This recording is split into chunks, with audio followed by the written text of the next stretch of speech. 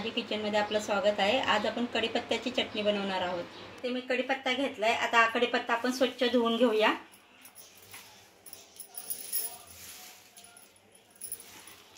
आता कढीपत्ता स्वच्छ धुवून घेतलाय। आता आपण हे चाळणीमध्ये काढून घेऊया।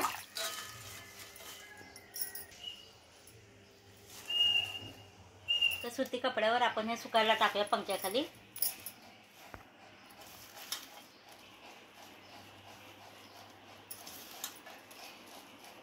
कढई गरम झाली। आता आपण त्यामध्ये 2 चमचे तेल घेणार आहोत। त्यामध्ये आपण उडदाची डाळ भाजून घेऊया।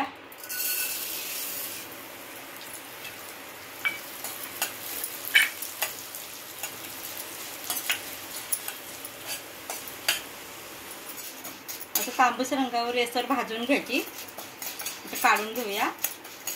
आता आपण डाळ भाजून घेणार आहोत। भाजलेले चणे असतात ना, त्याची डाळ।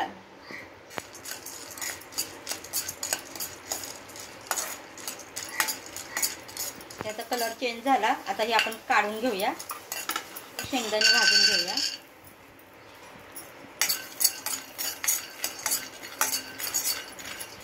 शेंगदाणे भाजून झाले, काढून घेऊया। आपण खोबरं भाजून घेऊया।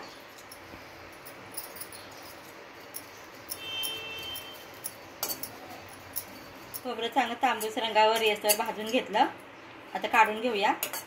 मी इथं 9-10 लसणाच्या पाकळ्या घेतल्यात। आता त्या भाजून घेऊया।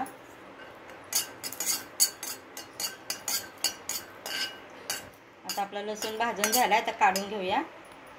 आपण जिरं भाजून घेऊया।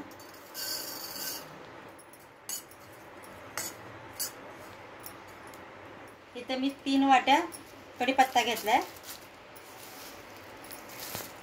आता आपण हे चांगलं भाजून घेऊया।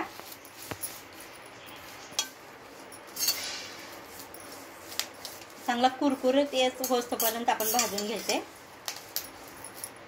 कढीपत्ता पण चांगला भाजून झालाय। आपण हे सर्व साहित्य भाजून घेतलेलं आपण हे थंड करून घेतलंय। मी इथे चवीनुसार मीठ घेते, 2 चमचे हिंग, 2 चमचे लाल तिखट घेते। तर त्यामध्ये आपण कढीपत्ता मिक्स करूया। आता हे सर्व साहित्य मिक्सर मधून आपण जाडसर बारीक करून घेणार आहोत। आपली कढीपत्ता चटणी बनवून तयार आहे।